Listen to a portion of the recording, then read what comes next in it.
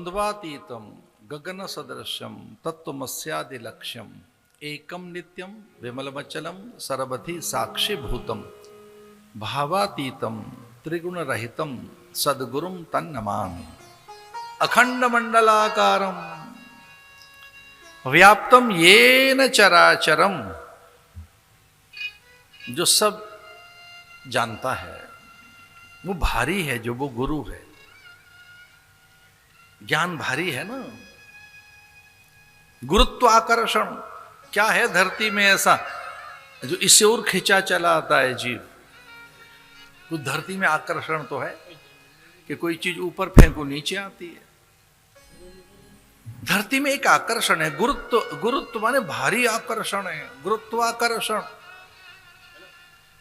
गुरु में ज्ञान का आकर्षण है। ज्ञान में जगत खो जाता है, ज्ञान में कोई पदार्थ रहता नहीं, उसकी कोई सत्ता नहीं रहती। बड़ी से बड़ी सत्ता, भौतिकीय सत्ताएं वहां विसर्जित हो जाती है। वो गुरु अकेले गए, पदत्राण उतार कर, उत्तरीय त्याग कर, माथे का मुकुट एक ओर रखकर और संपूर्ण श्रृंगार से विमुख होकर, नंगे पैर, हाथ में बड़ा थाल, उसमें पुष्प,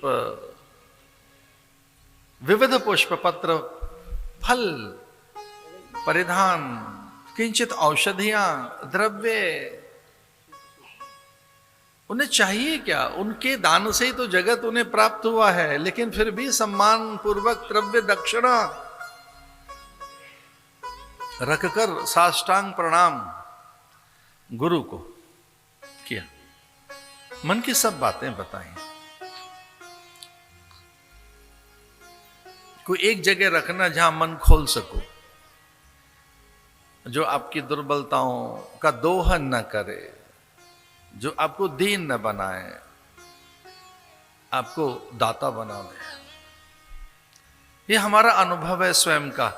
हम तो दीन बनकर गए गुरु के पास, उसने दाता बना दिया हमें।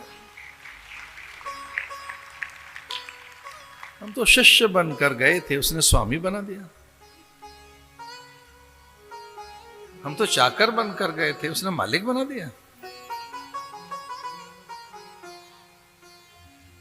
हम तो असहाय होकर गए थे, निराश्रित थे हम। रोगान शेषान पहंस तुष्टा रुष्टा तु कामान सकलान भीष्टान तुमाश्रितान विपन्नराणाम त्वामाश्रिता ह्याश्रयतां प्रयान्ति। अरे हम तो निराश्रित थे, अब उसने हमें आश्रय दाता बना दिया। एक बार जाओ तो सही उस ओर, निष्काम होकर जाना, अकाम होकर।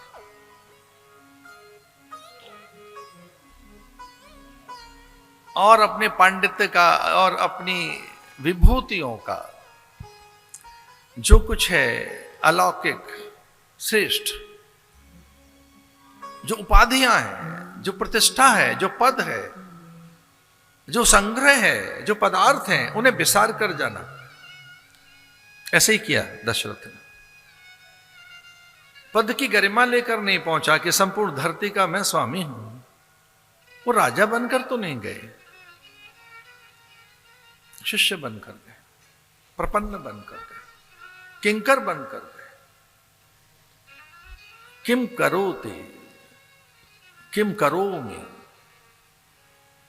किंकर किसे कहते हैं? किम करोमि सह किंकर। जो ये पीछे पूछे स्वामी से मुझे क्या करना है, कोई आज्ञा कीजिए।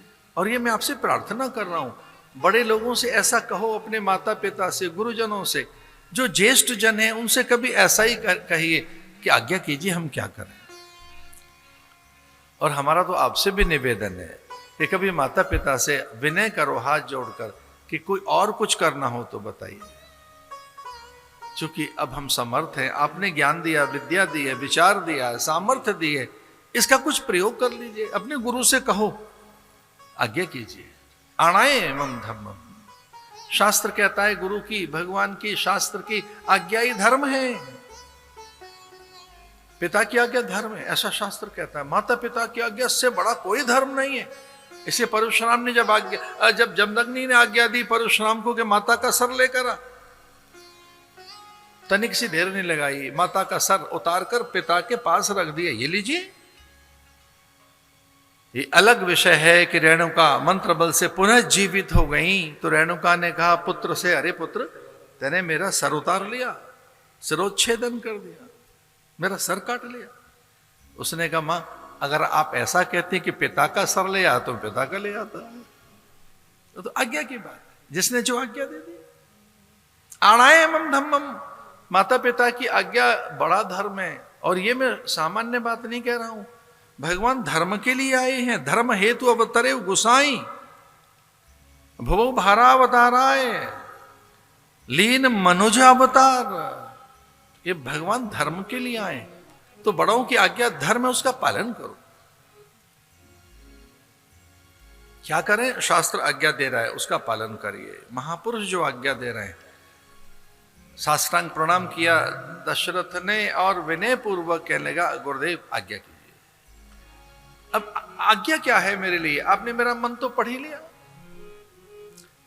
गुरुदेव ने कहा तेरे मन में याचना है, कामना है, पुत्र प्राप्ति की चाह तो लेकर मेरे पास आया है। पुत्र की प्राप्ति की चाह तेरे में, और पुत्र नहीं परम पुत्र की, पुत्र नहीं परमात्मा की। तो ईश्वर चाहता है पुत्र के रूप में, सर्वसमर्थ पुरुष चाहता है पुत्र के रूप में। तेरी कामना केवल बेटे की तो नहीं है, पुत्र ही तो नहीं चाहता है। तू तो परम पवित्र और परम पावन परमात्मा की चाह लेकर आया है। ईश्वर प्राप्ति की कामना है कि पूरी होगी, लेकिन इसके लिए यज्ञ करना होगा, इसके लिए बड़ा यज्ञ करना होगा। इसके लिए पुत्रेष्टि यज्ञ श्रृंगी कराएंगे, श्रृंग ऋषि, उनके यहां चलते हैं।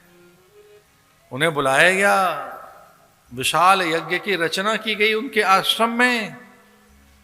1 वर्ष का अनुष्ठान और अश्वमेध यज्ञ, श्रृंगी ऋषि